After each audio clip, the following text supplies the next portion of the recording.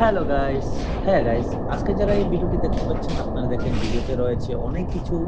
হ্যাঁ গাইস, প্রতিদিনের মতো এখানে কিন্তু নতুন নতুন অনেক চ্যাপ্টার রয়েছে। যেমন ধরেন এই ট্রেনটা যদি দেখেন ছাদের মধ্যে কিছু খোলাসা আছে, আশেপাশে অনেকগুলো বড় বড় গাছ রয়েছে, নদী। এটা কিন্তু গাইস নদী, যে আপনার যে পানি দেখতে পাচ্ছেন, এটা কিন্তু নদীর আশেপাশে অনেক কিছু রয়েছে।